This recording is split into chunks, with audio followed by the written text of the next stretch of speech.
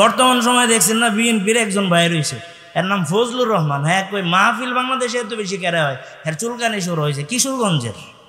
আপনাদের এলাকার না, আবার কষ্ট নিয়েন, ক্ষমতা এবার আগে ওই কিশোরগঞ্জের, মোহতারাম কিশোরগঞ্জের চামড়া খুলে ফেলা হবে। ওয়াজ মাহফিল ইসলামের বিরোধিতা করলে চামড়া উঠায় নেওয়া হবে। কোন ধরনের ছাড় বাংলাদেশে আর কাউকে দেওয়া হবে না। কোরআনের বিরুদ্ধে অবস্থান নিলে, ইসলামের বিরুদ্ধে অবস্থান নিলে, মাহফিলের বিরুদ্ধে অবস্থান নিলে কোনো অবস্থাতে চুল পরিমাণ ছাড় দেওয়া হবে না, দেহ থেকে চামড়া খুলে ফেলা হবে। বিএনপির মাশাআল্লাহ, বিএনপির খুব ওনাকে নিয়ে খুব ভাবতেছেন। কিশোরগঞ্জে বড় বড় বিএনপির নেতারা আছেন, আমি অনেককে চিনি, আমার পরিচিত। কুলিয়ারচরে সিআইবি শরীফুল ইসলাম আলম সাহেব আছেন, খুব ভালো মানুষ, মারাত্মক ভালো মানুষ, খুব ভালো মানুষ। যে ভালো তার প্রশংসা আমরা করি, আমরা কারো দালালি করি না। অন্যায় করলে অন্যের বিরুদ্ধে যদি কথা না বলতে পারি, এই জমানার রাইখা কি লাভ? আমরা কারো বিরোধিতা করি না, যৌক্তিক বিরোধিতা করি। কারো গায়ে লাগলেও ঠিক, না লাগলেও ঠিক। আবারও একই কথা, শুধুমাত্র সে নয়, আবারও কেউ যদি সরাসরি ইসলামের বিরুদ্ধে অবস্থান নেয়, বাংলাদেশের মানুষ অভ্যুত্থান আর নতুন করে বিপ্লব শিখছে, প্রয়োজনে আরেকটা বিপ্লব হবে। সেই বিপ্লব ইসলাম এবং মুসলমানদের হবে।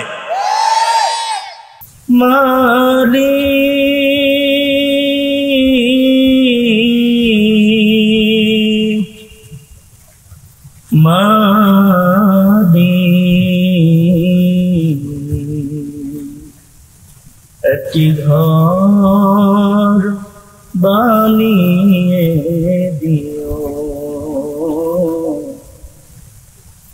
একটি ঘর বানিয়ে দিও, মালিক তুমি জান্নাতে তোমার কাছে আমার একটি ঘর বানিয়ে দিও,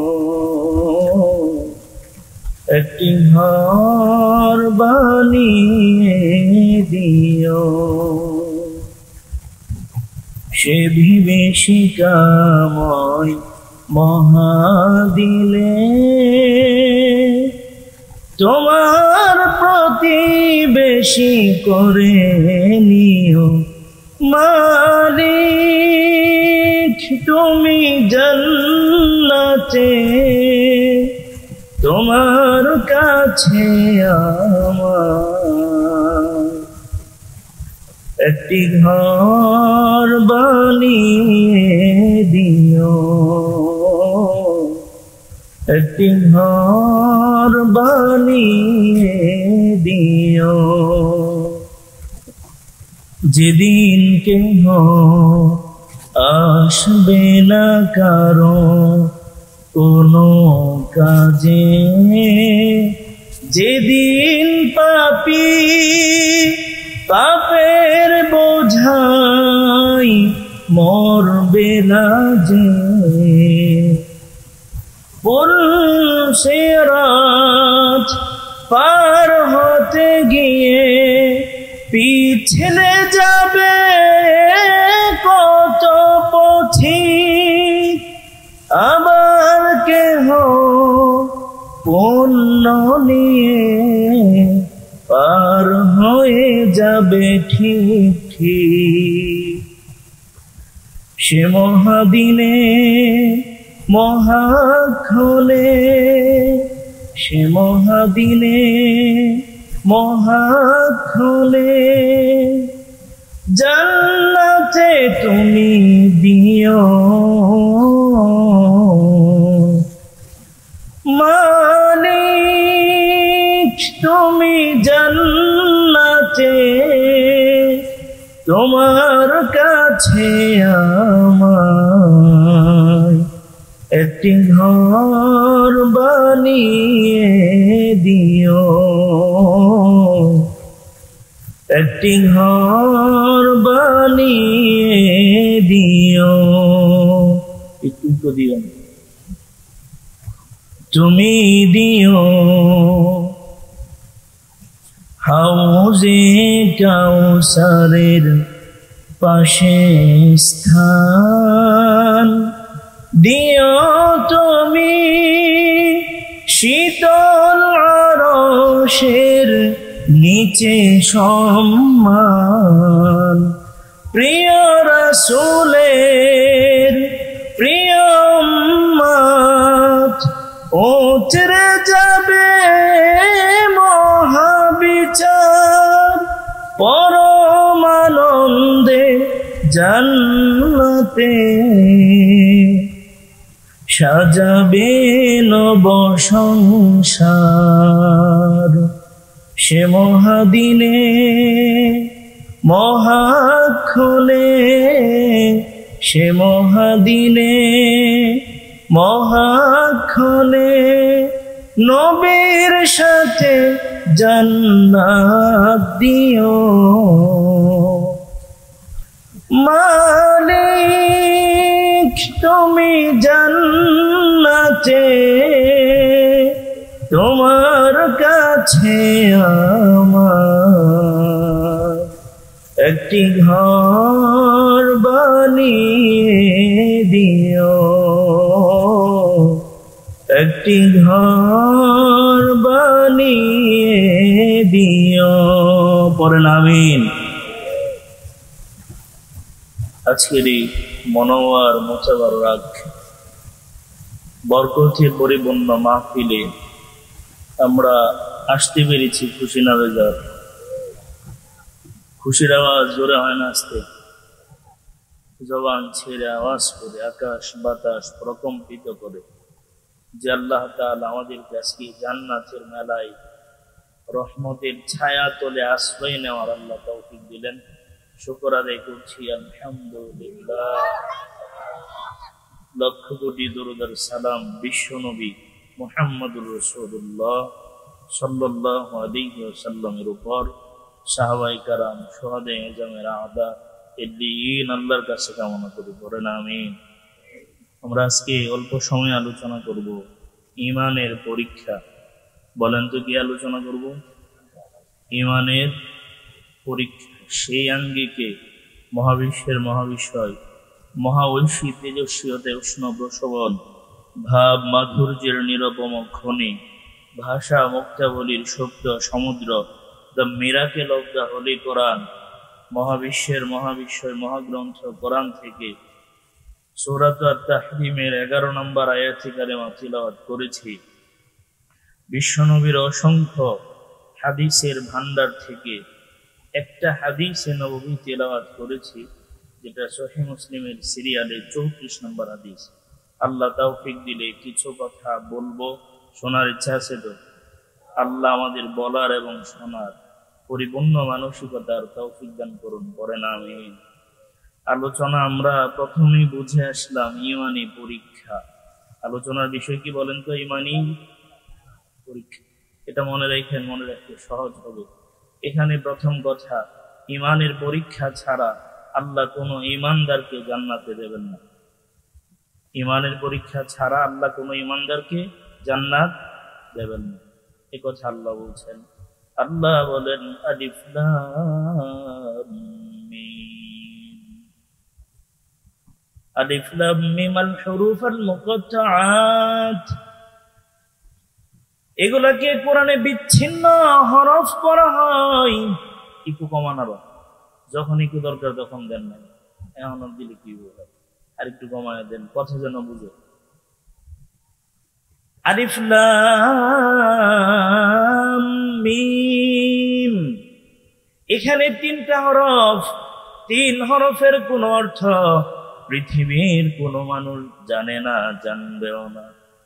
কিন্তু একবার যদি কেউ আলিফ লাম মিম পড়ে, কেউ যদি শোনে, আল্লাহ তাদের আমল নামায় 30টা সওয়াব লিখে দেন। সূরাতুল আনকাবুতে আল্লাহ বলেন আহাসিবান নাস আন ইউতরাকু আন ইয়াকুলু আমান্না وهم لا يفتنون আল্লাহ বলেন দুনিয়ার মানুষেরা কি এমন ধারণা করে যে আমি আল্লাহ তাদেরকে ছেড়ে দেব শুধু এইটুকু বলার কারণে, আমান্না, আমরা আল্লাহর উপর ঈমান এনেছি, ওয়াহুম লা ইফতানুন, তাদেরকে দুনিয়াতে ঈমানের কোনো পরীক্ষা করা হবে না। আয়াতের সরল তরজমা, আল্লাহ বলেন মানুষের কি ধারণা আমি আল্লাহ তাদেরকে এমনি ছেড়ে আমি আল্লাহ জান্নাতে দেব, পরীক্ষা ছাড়া আমি আল্লাহ শুধুমাত্র আল্লাহকে বিশ্বাস করি এই কথা বলার কারণে আমি আল্লাহ শুধুমাত্র এইটুকু বলবে আমরা আল্লাহকে মানি, আল্লাহর উপরে ঈমান, এই কথা বলার কারণে পরীক্ষা ছাড়াই আমি আল্লাহ মানুষের জান্নাতে দিয়ে দেব, এই ধারণাটা ভুল। আল্লাহ বলেন না রে, না না, ওয়ালাকাদ ফাতান্নাল্লাযীনা মিন ক্বাবলিহিম, আল্লাহ বলেন অবশ্যই আমি আল্লাহ পরীক্ষা করেছিলাম তাদের পূর্বে যারা দুনিয়াতে ছিল। বলেন তো মুসলমান, আমাদের পূর্বে দুনিয়াতে মানুষ ছিল কি ছিল না? তার মানে আল্লাহ বলেন তোমাদের পূর্বে যারা ছিল তাদেরকে আমি আল্লাহ ঈমানি পরীক্ষা নিয়েছিলাম। মুসলমান বুঝলে বলেন কিসের পরীক্ষা আল্লাহ নিয়েছিলেন? এবার আল্লাহ বলেন আমি আল্লাহ তাদের থেকে ঈমানের পরীক্ষা নিয়েছিলাম। فَلَيَعْلَمَنَّ اللَّهُ الَّذِينَ صَدَقُوا وَلَيَعْلَمَنَّ الْكَاذِبِينَ, আল্লাহ বলেন আর আমি আল্লাহ পরীক্ষার মাধ্যমে আমি আল্লাহ ভালোভাবে জেনে নেই ঈমানের দাবিতে কারা সত্যিকার ঈমানদার, দাবিতে দাবিদার, আর কারা ঈমানের দাবিতে মিথ্যাবাদী। এটা আমি আল্লাহ পরীক্ষার মাধ্যমে জেনে নেই। ঠিক সূরাতুল আনকাবুতের 11 নম্বর আয়াতে বলেন ফালায়ালামান্নাল্লাহুল্লাযীনা আমানু ওয়ালায়ালামান্নাল মুনাফিকিন, আল্লাহ তাআলা বলেন পরীক্ষার মাধ্যমে আমি আল্লাহ জেনে নেব সত্যিকারের ঈমানদার কারা আর মুনাফিক মার্কা ঈমানদার কারা। তার মানে বুঝা গেল মুসলমান, ঈমান আনলাম, আল্লাহকে মানলাম, পরকালে বিশ্বাস করলাম, মরণ, কবর, হাসর, মিজান, পুলসিরাত, জান্নাত, জাহান্নাম সব মানলাম। এতটুকুতে আল্লাহ তাআলা জান্নাতে দিয়ে দিবেন না, এতটুকুতে আল্লাহ আমারে আপনারে ছেড়ে দেবেন না, বরং আল্লাহ তাআলা ঈমানি পরীক্ষা নিয়ে আল্লাহ যাচাই বাছাই করে আল্লাহ আমারে আপনারে জান্নাতে দিবেন।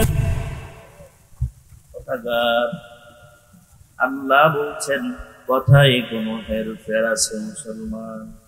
আল্লাহর কথায় কোনো হেরফের নাই। আল্লাহ যা বলছেন সেই কথাই শিরোধার্য। অতএব আজকে আমার আপনার গোটা পৃথিবীতে যারা নিজেদেরকে ঈমানদার বলে পরিচয় দেয়, আল্লাহ অবশ্যই তাদের থেকেও ঈমানের পরীক্ষা নেবে। এবার হাদিসে একটু চোখ রাখি। আল্লাহর পয়গম্বর বলেন ইন্না ইযমিল জাযাআ মা'a ইযমিল বালা, আল্লাহর রাসূল বলেন সুনানে তিরমিজির 2396 নম্বর হাদিস, আল্লাহর রাসূল বলেন নিশ্চয়ই পরীক্ষা যত বড় হয়, পরীক্ষা যত বিরাট হয়, পরীক্ষা যত কঠিন হয়, পুরস্কারও তত বড় হয়। কথা ঠিক। পরীক্ষা বড়, পুরস্কার বড়। এসএসসি পাস করলে তাকে কেউ বিসিএস ক্যাডার ডাকে না। এসপি হওয়া যায় না, ডিসি হওয়া যায় না, এমপি হওয়া যায় না, মন্ত্রী হওয়া যায় না। যদিও দুর্ভাগ্য আমাদের দেশের এমপি মন্ত্রী বড় বড় নায়ক গায়ক ধান্দাবাজ লম্পট চাঁদাবাজ লুটতরাজরাও হয়। কথা ঠিক না? এদেশের শিক্ষাগত যোগ্যতা লাগে না এমপি মন্ত্রী হইতে, ঠিক কিনা বলেন? এক একটা এমপি হইতে minimum honours master graduation post graduation complete থাকার কথা ছিল না। যত চোর বদমাইশ মমতাজের মতো নষ্ট ভ্রষ্ট গুলা এমপি আর মন্ত্রী। কথা ঠিক না? এখনো আছে উপদেষ্টা পরিষদে এক চিত্রকলার লোক, সিনেমার লোক, আরো কি বহুত কথা বলছি আমরা, এই এখনো উপদেষ্টা পরিষদে আছে। আমরা এমন এক মানুষ আর আমরা এমন আলেম, আমরা কোনো মানুষের দালালিও করি না, কোনো মানুষের খায়ও না। যেই থাকুক ক্ষমতা, যখনই থাকুক ক্ষমতা, যে অন্যায় করবে তার বিরুদ্ধে আমার জবান চলবে। পৃথিবীর সবাই মিলে চাইলেও আমার কণ্ঠকে স্তব্ধ করতে পারবে না যদি আমার আল্লাহ না চায়। এটা আমার ইমান। এটা কি আমার রাজনীতি না, এটা আমার ইমান। এটা কি আমার ইমান। এজন্য কিছু কিছু আছে উপদেষ্টাদের মাঝেও কিছু কিছু আছে মাথা মোটার মাথায় সমস্যা আছে। কারণ এদের চিন্তা ভাবনা কিভাবে ইসলামকে মাইনাস করে চলা যায়। ইসলাম কচু পাতার পানি নয়, ইসলাম ভেসে আসে নাই, ইসলাম চির অম্লান, ইসলাম ছিল, আছে, থাকবে। ইসলামের বাতিকে যারা নিভাতে আসবে আল্লাহ তাদের বাতি গোটা পৃথিবী থেকে আল্লাহ নিভায়া দিবে। নিবানোর সাধ্য কারো নাই। পৃথিবীতে ইসলামের আলোকে নিবানোর সাধ্য কারো আছে? কত চেষ্টা পৃথিবীতে হয়, কারো সাধ্য নাই। ইসলামের সাথে যারাই টক্কর দিতে আসছে ইতিহাসে রাস্তা খুঁড়ে তারা নিক্ষিপ্ত হয়েছে। যুগে যুগে এই কথা প্রমাণিত, যুগে যুগে এই কথা প্রমাণিত। দেখেন না ইসলামের সাথে পাঙ্গা দিয়া পৃথিবীর কোন পরাশক্তি টিকে নাই। রাশিয়ার মতো পরাশক্তিকে মোল্লারা ভাগায় দিছে, আমেরিকার মতো পরাশক্তিকে মোল্লারা পরাস্ত করে এদেরকে ভাগায় দিছে, পালাতে বাধ্য হয়েছে। ইসলামের পাওয়ার, ইসলামের লাইট, আলোর পাওয়ার, ইমানের পাওয়ার। কিসের পাওয়ার? ইমানের।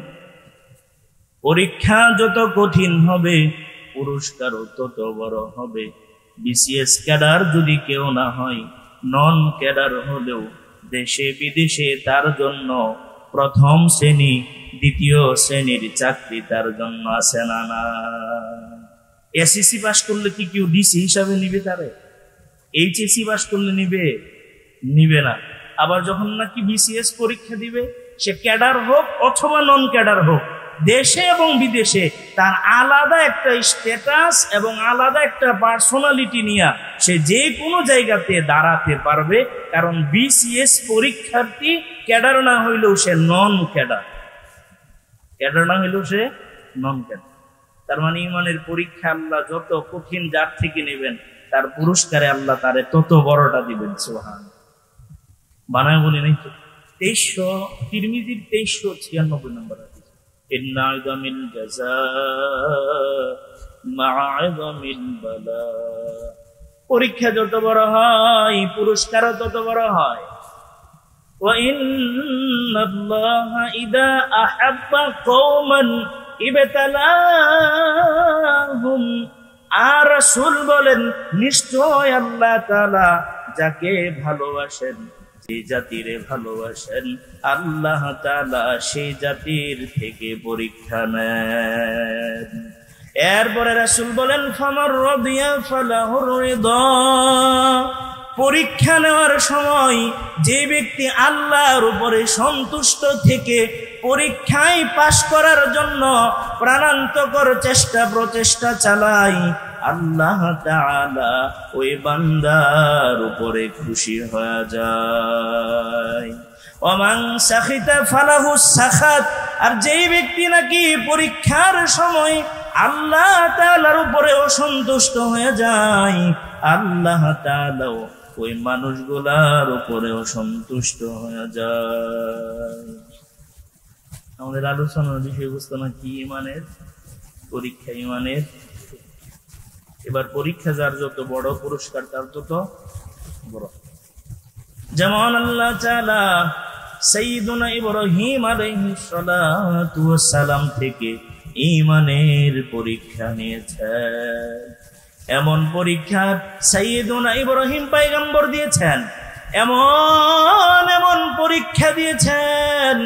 পরীক্ষায় উত্তীর্ণ হওয়ার পরে আল্লাহ তাআলা তারে গ্লোবাল অ্যাওয়ার্ড দিয়েছেন।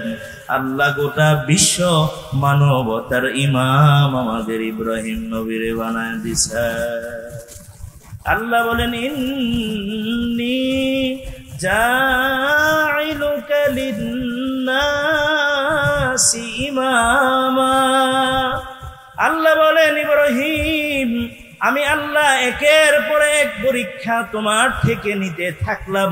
ইব্রাহিম একটা পরীক্ষায় বিচলিত হও। ইব্রাহিম রে, প্রত্যেকটা পরীক্ষা তুমি এমন ভাবে দিয়েছ 100-র মাঝে 100 নাম্বার পেয়ে তুমি পাস। এজন্য ইব্রাহিম আমি আল্লাহ তোমারে গ্লোবাল অ্যাওয়ার্ড দিয়ে দিলাম। গোটা পৃথিবীতে যারা নাকি নিজেদেরকে মুসলমান দাবি করবে, সমস্ত মুসলমানদের নেতা তুমি। সুবহানাল্লাহ। শুধু মুসলমান না, লিন্নাস, গোটা পৃথিবীর মানুষের নেতা বানায় দিচ্ছেন। সুবহানাল্লাহ।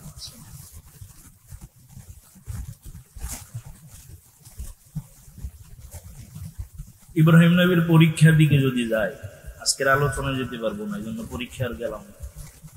ইব্রাহিম নবীর পরীক্ষায় গেলাম, তবে একটা পরীক্ষার কথা জানবো। যে আয়াত নিয়েছিলাম সে আয়াতের আলোকে, আয়াতে আল্লাহ তাআলা পরীক্ষা যাদের যত বড় করে নিছেন তাদেরকে আল্লাহ তত বড় পুরস্কার দিচ্ছেন। এটা আমি আপনাদেরকে বুঝাইলাম সাইয়েদনা ইব্রাহিম নবী দিয়া।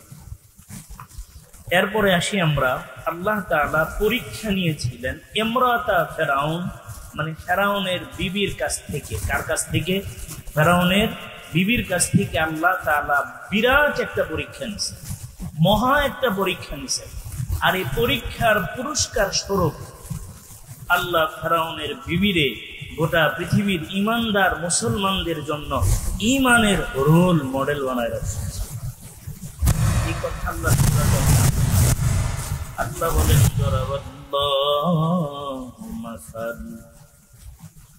আল্লাহ তাআলা বলেন, আমি আল্লাহ তাআলা একটা উপমা বর্ণনা করছি, একটা মিসাল বা দৃষ্টান্ত বর্ণনা করছি।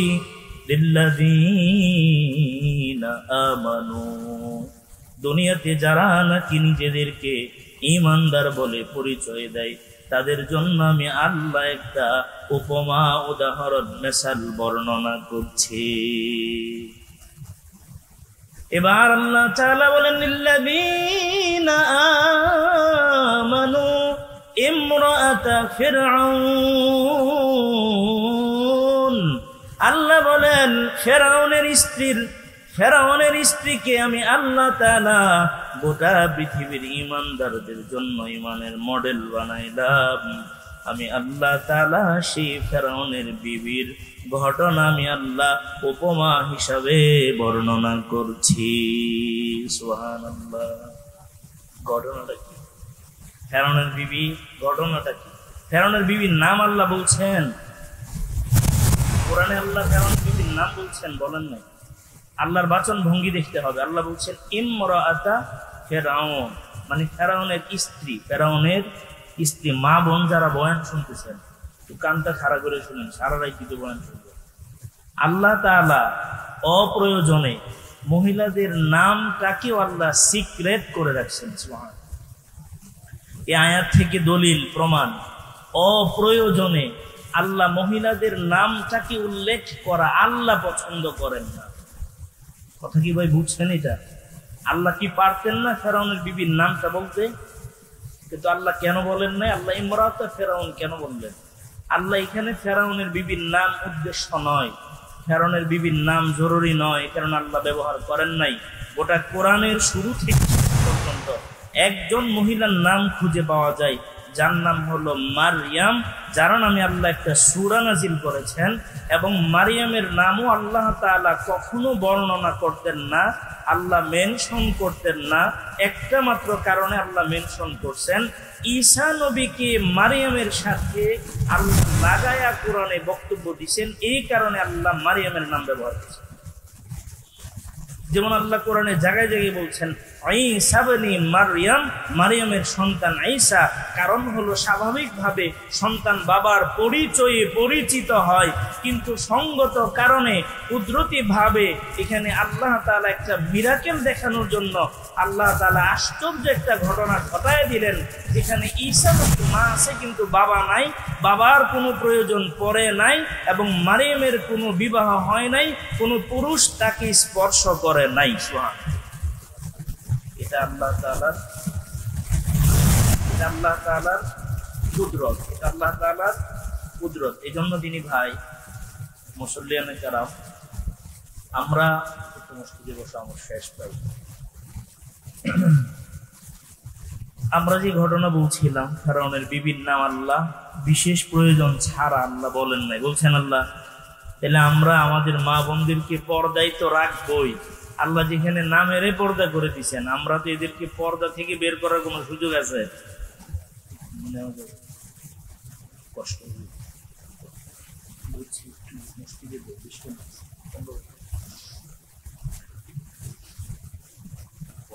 সমস্যা হয় না, কথা বললে সেদিক হলে অসুবিধা হয়। তার মানে আল্লাহ তাআলা এখানে মহিলাদের নামটাকে আল্লাহ তাআলা সদরের ভেতরে রাখছেন। এখন আমরা আমাদের পরিবার, মা বোন, এদেরকে বাইরে বের করবো নাকি?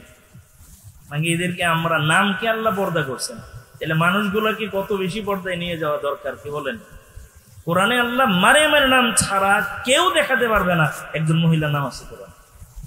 তার মানে আল্লাহ কোরআনে ইমরাতা ফেরাউন বলছে, ইমরাতা নূহ বলছে, ইমরাতা লূত বলছে, লূত নবীর স্ত্রী বলছে, নূহ নবীর স্ত্রী বলছে, ফেরাউনের স্ত্রী বলছে, নামগুলো আল্লাহ বলেন। নাম আমরা তাফসীরের কিতাব থেকে পাইছি। ফেরাউনের বিবির নাম ছিল আসিয়া। বলেন তো কি ছিল? আসিয়া। আল্লাহ আসিয়ার ঘটনাটা আল্লাহ বর্ণনা করছেন। ঘটনাটা এমন, ফেরাউনের কোনো ছেলে মেয়ে কেউ ছিল না। ফেরাউনের বিবি আসিয়া বন্ধা ছিল, আকিম। কোরআনের ভাষায় আকিম বা বন্ধা ছিল, ছেলে মেয়ে হয় না। ফেরাউন অনেক চেষ্টা করেছে।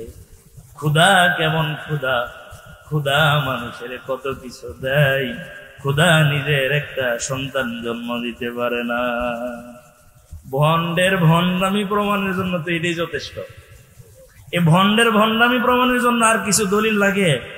এটাই যথেষ্ট। সূরাতুন নাজিয়াতে মানুষকে ডাকছে, ডেকে একসাথে করছে, সবগুলা মানুষের একত্র করছে, ডাকছে, ডেকে একত্র করছে। একত্র করার পরে মানুষদেরকে ডেকে ডেকে বলছেন, ফাকালা আনা রাব্বুকুমুল আ'লা। মিশরের মানুষেরা জেনে রাখো, আমি ফেরাউন সবচাইতে বড় রব, সবচেয়ে বড় রব সে বলছে। এবং অন্য আয়াতে সে বলছে, আমি আমারে ছাড়া কাউকে রব আছে এটা আমি জানি না, আমি ছাড়া আর কেউ রব আছে এটা আমি জানি না, কিন্তু বাস্তবে জানতো সে। এবার ফেরাউনের কোনো ছেলে মেয়ে নাই, একটা পালিত মেয়ে ছিল, পালক মেয়ে ছিল, দত্ত তিনি ছিল। মেয়েটাকে লালন পালন করে যখন নাকি বড় হলো, ফেরাউনের একজন দাসী ছিল, তার দুটো নাম পাওয়া যায়, মাশেতা বা মাস্তা। দুইটা নাম পাওয়া যায়, দুটোটাই মাশেতা বা মাস্তা। হঠাৎ ফেরাউনের পালিত কন্যার মাথার চুল আছড়া ছিলেন মাশেতা বা মাস্তা, মানে ফেরাউনের কন্যার দাসীটা তার মাথার চুল আছড়ায়া দিচ্ছিলেন। হঠাৎ করে অকস্মাৎ হাত থেকে চিরুনি পড়ে যায়। চিরুনিটা পড়ে যাওয়ার পরে চিরুনি উঠাতে যাওয়ার সময় মাশেতা বা মাস্তা বলল, বিসমিল্লাহ। এবার ফেরাউনের কন্যা, পালিত কন্যা হঠাৎ করে লাফ দিয়ে উঠল, এই বাদি, এই মাশেতা, হায় হায় তুই আমার বাবারে ছাড়া কার কথা বললে? গোটা মিশরের মানুষ জানে আমার বাপ হলো সবচেয়ে বড় রব, কিন্তু তুই কার নাম যেন বললে, যে নাম আমি তো পূর্বে শুনি নাই।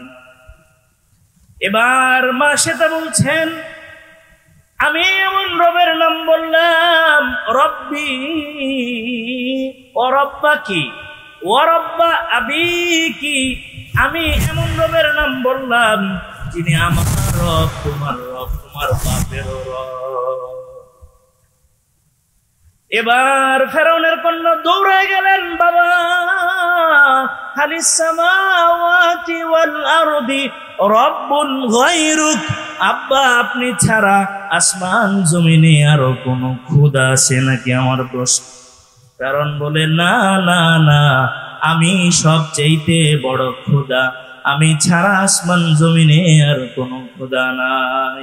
এবার কন্যা ডেকে ডেকে বলেন, তবে আমাদের যে বাদী আছে মা সেতা তো বলল একজন রব আছে, যিনি মা সেতার রব, আমার রব, আপনার রব, তার নাম হলো আল্লাহ। ফেরাউন বলে, হাই হাই কি বলিস? আমার ঘরের ভেতরে আমি বিরোধী লোক, আমার ঘরের ভেতরে আমি বিরোধী লোক। মাঝে মাঝে দুনিয়াতে দেখা যায় অন্যায় যারা করে তাদের ঘরের ভেতরে ন্যায়ের পক্ষের লোক দাঁড়া যায়। যখন নাকি অন্যায়কারীর ঘরের ভেতরে ন্যায়ের পক্ষে কোনো মানুষ দাঁড়া যাবে, সে অন্যায়কারী আর অন্যায় করতে পারে না। কারণ যদি ঝামেলা করতে চাই, ঘরের মানুষের উপরে হামলা করা লাগবে। আবার কাউকে কাউকে দেখা যায় নিজের অস্তিত্ব বিলীন যেন না হয়, এজন্য ঘরের মানুষ পর্যন্ত মেরে ফেলে, এমন জানা আছে না? এবার ফেরাউন বলছে, হাই হাই বলিস কি? মা সেতাকে ডেকে নিয়ে আসলো। মা সেতা, আমার মেয়ে বলছে তুমি নাকি আমাকে ছাড়া অন্য কাউকে রব হিসাবে মানো। মা সেতা বলেন, অবশ্যই মানি, এখন থেকে মানি না, অনেক আগে থেকেই মানি। এবার ফেরাউন বলে, মা সেতারে ভালো করে বুঝে শুনে বল, তুই কি শব্দ উচ্চারণ করছিস? জানিস এর জন্য তোর কি পরিমাণ শাস্তি হতে পারে? এবার মা সেটা বলতেছেন, লা উবালি, কোনো পরোয়া নাই, পরোয়া নাই। যেই রবের উপরে ঈমান আনলাম, সেই রবের জন্য একবার নয়, দুইবার নয়, লক্ষ কোটি বারও যদি আমার জীবন দিতে হয়। ফেরাউন ব্যর্থহীন কথা শুনে নাও, কোনদিন আমার রব আল্লাহ থেকে বিমুখ হয়ে তোমারে রব হিসাবে মানব না। সুবহানাল্লাহ। ভাই কি ভাইতে নিয়ত করে আছেন, কইতাম না কিছু, যাই হোক, ঠিক তো নাকি? তার মানে আমরা ওখানে গেলাম, মা সেটাই কথা বলার পরে ফেরাউন বলল, মা সেটাকে কাবু করার সুযোগ কিভাবে পাওয়া যায়? সুযোগ হইল, বর্ণনা তিনটা আছে। মা সেটার 3টা সন্তান ছিল, কেউ কেউ বলছেন 7 জন ছিল, কেউ কেউ বলছেন 10 জন ছিল, তবে আমার মনে হয় 3 জনই ছিল। এটা আমার মনে, 3 জন ছিল, এর মাঝে একটা দুধের বাচ্চা ছিল। ফেরাউন বললেন, মা সেটা লাস্টলি অ্যান্ড ফাইনালি, সব শেষ চূড়ান্ত পর্যায়ে তোমাকে বললাম, এখনো সময় আছে, আমাকে খোদা হিসাবে স্বীকৃতি দাও।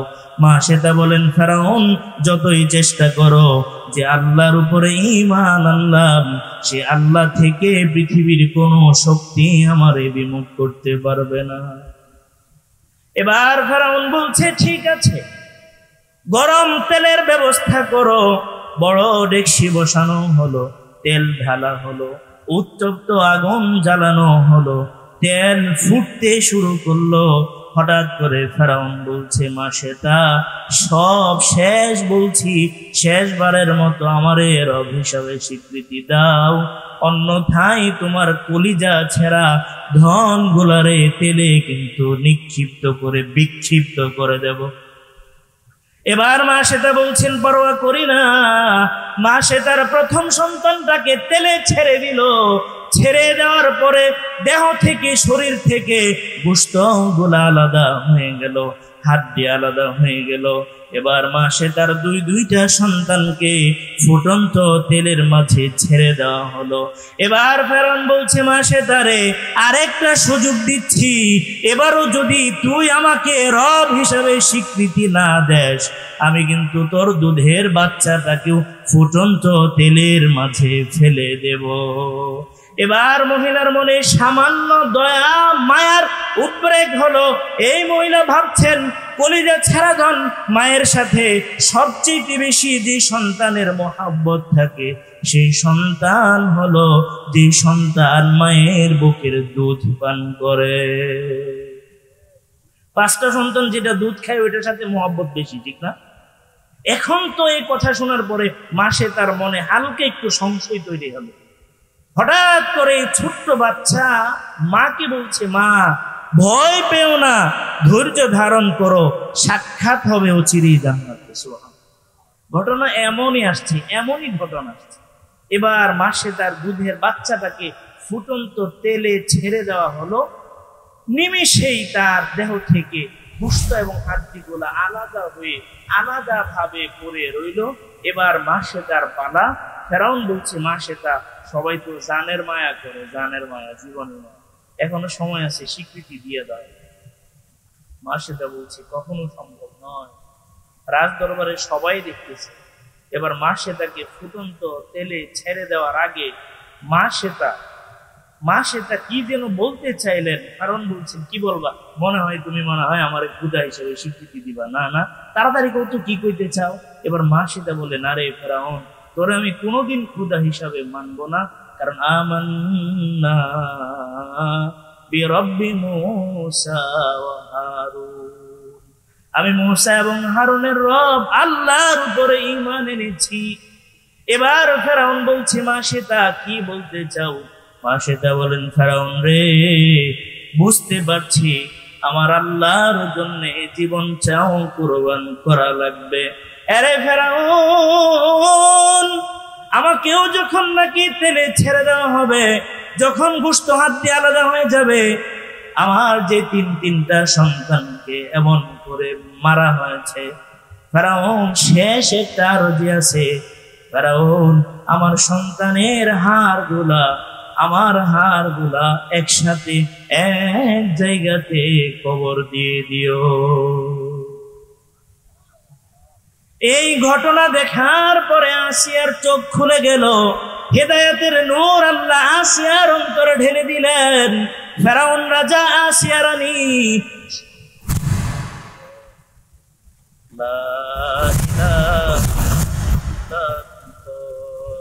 আসিয়ার অন্তরে আল্লাহ হেদায়েতের আলো ঢেলে দিছেন। আসিয়া তৎক্ষণাৎ পড়ে নিছেন, আমান্না বিরব্বি মূসা ওয়া হারুন। আসিয়া বলেন, ফেরাউন, এই মুহূর্তে আমি হারুন এবং মূসার রব আল্লাহর উপরে ঈমান আনলাম। এবার ফেরাউন বলে, আসিয়া রে, আরে তুমি এমন এই কি কথা বললা? আসিয়া, তুমি হলা আমার রাজ সিংহাসনের রাজরানী, তোমার চোখের সামনেই আল্লাহকে মানার কারণে চারটা প্রাণ ঝরে গেল। আসিয়া রে আসিয়া, তুমি ভুল বলতেছো, ফিরে আসো, ভুল বলেছো, এটা স্বীকার করো। আসিয়া বলে, না না, আমি যা দেখেছি আপনি তা দেখেন নাই। ফেরাউন, আমি যখন নাকি ফুটন্ত তেলে ছেড়ে দেওয়া হয়, আমি তাকিয়ে দেখলাম মাসেটা ফুটন্ত তেলে পড়ার আগে তার রূহটাকে নেওয়ার জন্য হাজার হাজার ফেরেশতা আসমানে দাঁড়ায় আছে।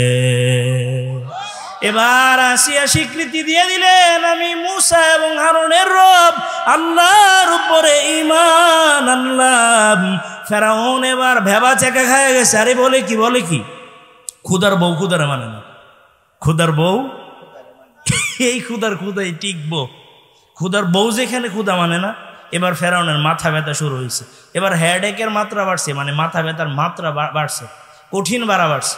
এবার ফেরাউন গিয়া সঙ্গবাঙ্গ আছে না কিছু, কারণ নেতা যতটা খারাপ হয় এর চাইতে বেশি তার সাথে কিছু চামচা থাকে, সেগুলো তার চাইতে ভয়ঙ্কর হয়। বর্তমান সময় দেখছেন না, বিএনপির একজন ভাই রয়েছে, এর নাম ফজলুর রহমান। হ্যাঁ, কই মাহফিল বাংলাদেশে এত বেশি কেড়ে হয়, এর চুলকানি শুরু হয়েছে কিশোরগঞ্জের। আপনাদের এলাকার না আবার কষ্ট নিয়েন, ক্ষমতা এবার আগে ওই কিশোরগঞ্জের, মোহতারাম কিশোরগঞ্জের চামড়া খুলে ফেলা হবে। ওয়াজ মাহফিল ইসলামের বিরোধিতা করলে চামড়া উঠায় নেওয়া হবে। কোন ধরনের ছাড় বাংলাদেশে আর কাউকে দেওয়া হবে না। কোরআনের বিরুদ্ধে অবস্থান নিলে, ইসলামের বিরুদ্ধে অবস্থান নিলে, মাহফিলের বিরুদ্ধে অবস্থান নিলে কোনো অবস্থাতে চুল পরিমাণ ছাড় দেওয়া হবে না, দেহ থেকে চামড়া খুলে ফেলা হবে। বিএনপির মাশাআল্লাহ, বিএনপির খুব ওনাকে নিয়ে খুব ভাবতেছেন। কিশোরগঞ্জে বড় বড় বিএনপির নেতারা আছেন, আমি অনেককে চিনি, আমার পরিচিত। কুলিয়ারচরে সিআইবি শরীফুল ইসলাম আলম সাহেব আছেন, খুব ভালো মানুষ, মারাত্মক ভালো মানুষ, খুব ভালো মানুষ। যে ভালো তার প্রশংসা আমরা করি, আমরা কারো দালালি করি না। অন্যায় করলে অন্যের বিরুদ্ধে যদি কথা না বলতে পারি, এই জবানার রাইখা কি লাভ? আমরা কারো বিরোধিতা করি না, যৌক্তিক বিরোধিতা করি। কারো গায়ে লাগলেও ঠিক, না লাগলেও ঠিক। আবারও একই কথা, শুধুমাত্র সে নয়, আবারও কেউ যদি সরাসরি ইসলামের বিরুদ্ধে অবস্থান নেয়, বাংলাদেশের মানুষ অভ্যুত্থান আর নতুন করে বিপ্লব শিখছে, প্রয়োজনে আরেকটা বিপ্লব হবে। সেই বিপ্লব ইসলাম এবং মুসলমানদের হবে। আমাদের আজকের মাহফিলের বিশেষ মেহমান চলে আসছে, আলহামদুলিল্লাহ বলেন। মোহতারাম মুফতি কামাল উদ্দিন নুরি সাহেব চলে আসছেন, আরো আগে আমরা খবর পেয়েছি। তার মানে আমরা ফেরাউনের বিবি আসিয়ার এই ঘটনা ফেরাউনকে হামানের লগে বুঝে, দুস্ত আমার বউ তো বলে আমার মানে না, কয় কি দুস্ত কইতেছে কথা। এলে প্রথম পদক্ষেপ, এক কাজ কর, উত্তপ্ত বালুর মধ্যে একবারে প্রখর সূর্যের তাপের দিকে মুখটা করে উত্তপ্ত বালুর মধ্যে নিয়ে শীত করায় শোয়া দেওয়ার পরে দিয়ে কি হয়। প্রথম স্টেপের পরেরটা আমি কইয়া দেব, নেতা টেনশন করে না, আমি আছি। সামসা কেডা কইতেছে? সামসা কেডা কইছে? এটা সামসা দিয়ে বুঝাইলাম। কিছু সামসা আছে, যুগে যুগে সামসা ছিল, সামসাদেরকে সামিজ দিয়ে এই সামসাগিরি সার ছোটানো হবে। এই সামসার কারণে ডিস্টার্ব হয়। এই সামসাই কথা কোয়ার পরে একই কাজ, এরপরেও কোনোভাবে আসিয়াকে মানাইতে পারে না। যখন নাকি ফেরাউন বাহিনী আসিয়ার থেকে দূরে সরে যায়, তাফসিরের কিতাবে লিখছেন আল্লাহর ফেরেশতারা তার উপরে নূরের পাখা দিয়া ছায়া দেয়, সুবহানাল্লাহ। এরপরে দ্বিতীয় স্টেপ কইতেছে, কি করা? দ্বিতীয় স্টেপে যাও। দ্বিতীয় স্টেপ মানে না, এবার ঠিক আছে ফেরাউন, এবার তুমি এক কাজ করো, আসিয়ারে মাটির মধ্যে শোয়া তার দুই হাতে দুই পায়ে পেরেক মেরে দাও। আল্লাহ কোরআনে বলেন, ফিরআউনা দিল আউতাদ, ফেরাউনের একটা বদ অভ্যাস ছিল, সে মানুষের পেরেক দ্বারা শাস্তি দিত।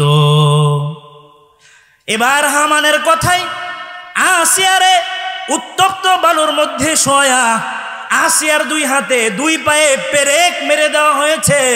বলা হচ্ছে, আসিয়ারে তোরে বড্ড বেশি ভালোবাসি, আসিয়া কোনোদিন তোরে কষ্ট দেই না, আসিয়ারে এখনো সময় আছে, বল আল্লাহকে মানি না, ফেরাউন সবচেয়ে বড় রব। এবার আসিয়া বলেন, না না কখনো নয়। এবার চূড়ান্ত পর্যায়ে ফেরাউন আসিয়ারে পেরেক মেরে উত্তপ্ত বালুর মধ্যে শোয়া তার চিমটা দিয়া তার দেহ থেকে চামড়া গুলা খুলে ফেলছে। নাউজুবিল্লাহ। মুসলমান, ইমানের পরীক্ষা বুঝাচ্ছি। সর্বশেষে তাফসিরের কিতাবে লেখা হয়েছে, সর্বশেষ ফেরাউন আসিয়ারে শাস্তি দেওয়ার জন্য তার বুকের উপরে বিশাল একটা পাথর চাপা দিয়েছে।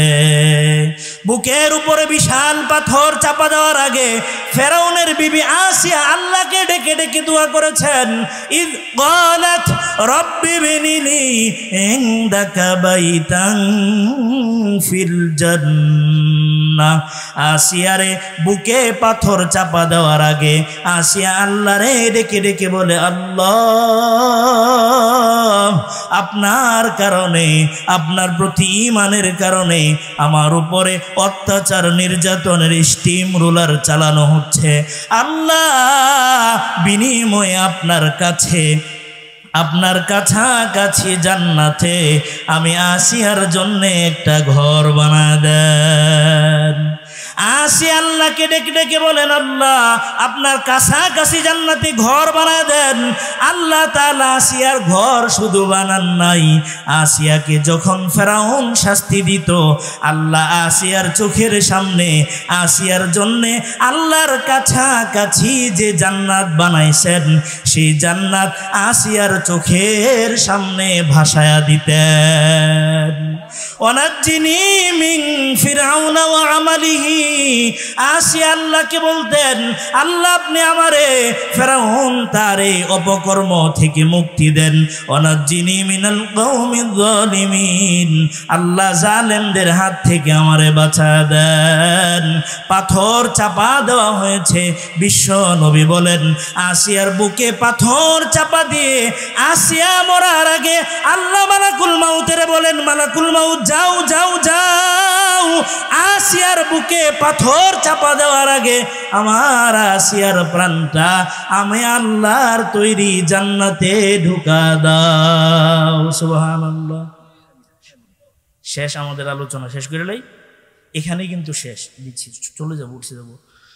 আপনাদের আজকে এই আলোচনা থেকে যে বিষয়টা আমি অল্প সময় খুব দ্রুত করছি, শেষ দিকে যদি বিদ্যুৎ না যেত আমাদের আলোচনা এলোমেলো হতো না।